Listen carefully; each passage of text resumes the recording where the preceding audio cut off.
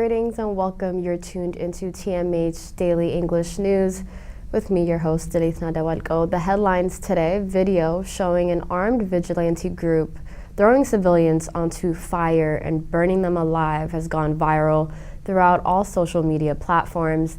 The number of humanitarian partners operating in Tigray is now down by 10 partners from last January, which was at 47.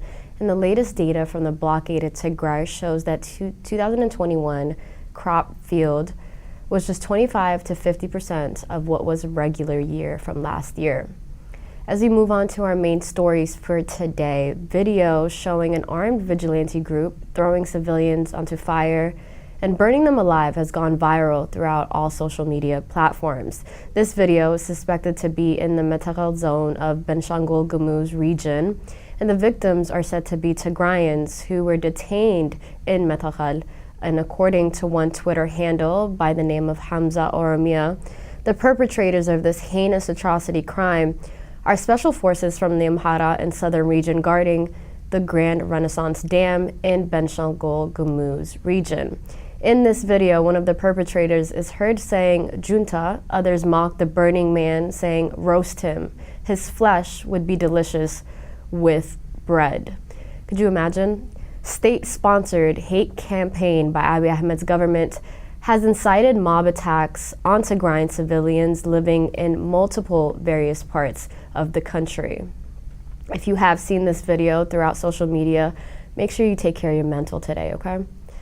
As we move on to our next story, the number of humanitarian partners operating in Tigray is down by 10 partners from just 47 last January. Only about 10,000 people and about 22,500 refugees were assisted with food during the reporting period in the Tigray region. As we dive deeper onto the humanitarian update from the UN Office for the Coordination of Humanitarian Affairs, only 37 partners are now operating in Tigray in the much reduced capacity, mainly due to the lack of fuel as well as cash. Supplies and fuel stock for humanitarian response in the region are almost entirely exhausted. Partners are forced to suspend food, dispatch only when their transporters can access some fuel locally, and remain forced to distribute reduced rations as well.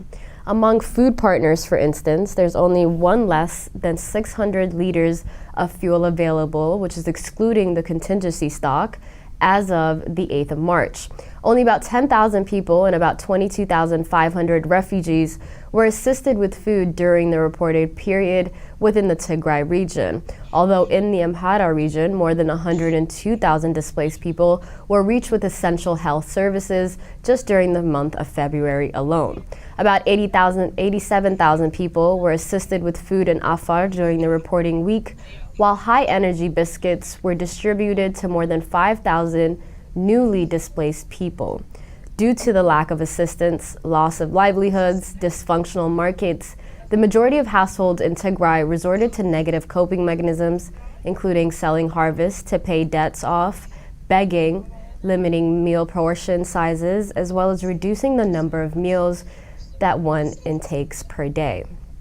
Households in urban areas, especially female-headed households, those currently displaced or recently returned, and households with at least one member with disabilities were found to be particularly heavy reliant on community support just to make ends meet. About 454,000 children are currently estimated to be malnourished in Tigray, including more than 115,000 children severely malnourished throughout the country. About 120,000 pregnant and lactating women are also estimated to be malnourished. The airlifting, however, remained limited to low quantities, up to 513 empty per flight, prioritized to the most urgent supplies. About 100 metric tons of health and nutrition supplies were airlifted during the reporting week to Ma'ala, Tigray, and part of the supplies airlifted were distributed to health facilities, while distribution of remaining supplies is ongoing and will be fully dispatched in the few weeks coming. Lack of fuel becomes an extreme obstacle to dispatching supplies from Ma'ala to other locations within the Tigray region. The latest data from the blockaded Tigray shows that 2021 crop yield was just 25 to 50% of what was regular year. This is the outcome of a study by Professor Nissen of Ghent University. Military targeting of farming has ruined crops and significantly driven up the price of food as whole. In Tigray, starvation is being used as a weapon and an act that constitutes as war crime in the international community. Ethiopia has tried to divide Sudan and Egypt in talks over the Nile Dam River. Ethiopia and Sudanese officials have met separately over this grand Ethiopian Renaissance Dam, but Cairo and Khartoum are still mostly united in their concerns. Bilateral talks between Sudan and Ethiopia were held between officials of the two countries for the first time since Addis Ababa embarked on its journey of power generating from its controversial giant hydroelectric dam. Representatives of Egypt did not attend this meeting. On the 3rd of March, Sudanese capital Khartoum hosted talks between acting irrigation and water resources minister Daw al-Bayt Abdurrahman and Ethiopian ambassador in Khartoum Yibelt al-Amro, in the presence of officials from Sudanese Ministry of Irrigation as well as the Foreign Affairs Office.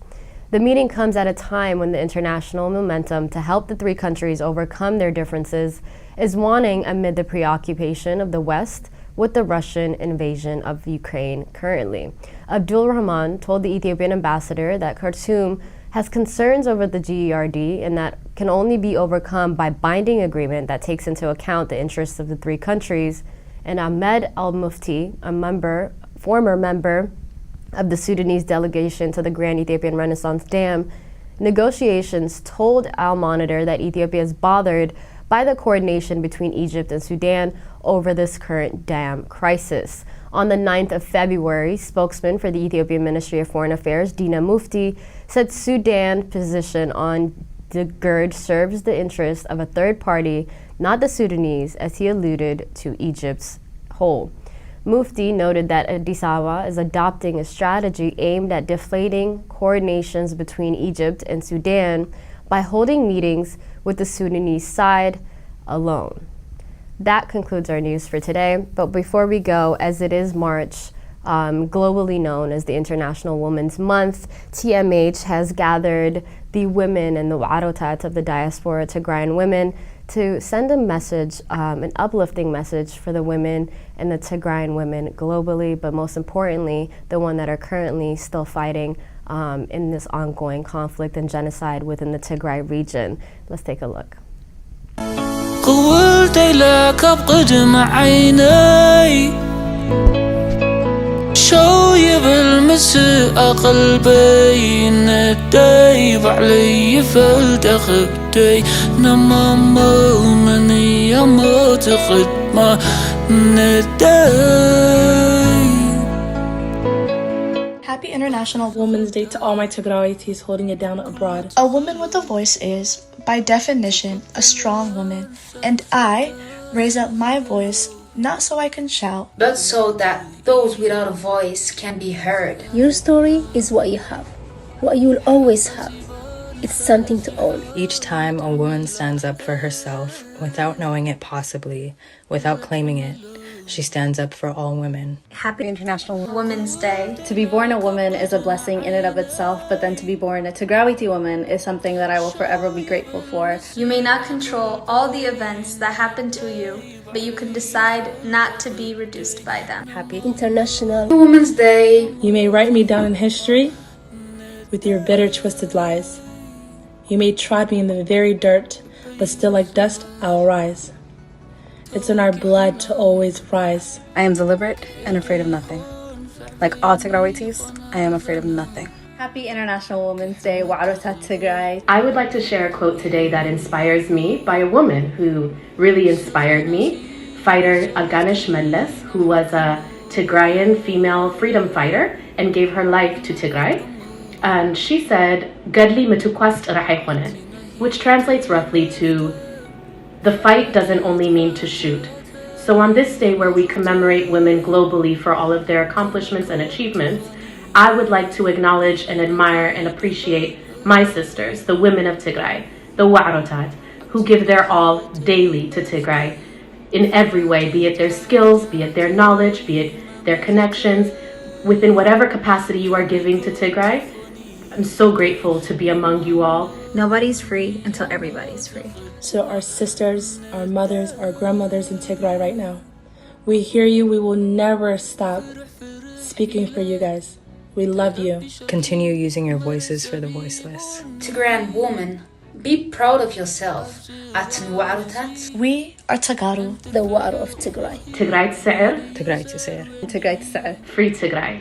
سحسب اللو أجاغي تفرحين تابوت زيون ودي حدا رايلكين دكسي نسخ دراي دكسي دكسي.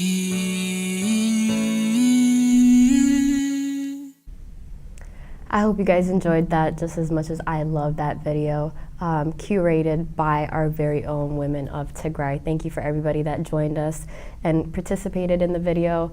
And that concludes our news and report for today. Hope you guys have an amazing weekend. I'll see you guys next week. Have a great night. Bye-bye.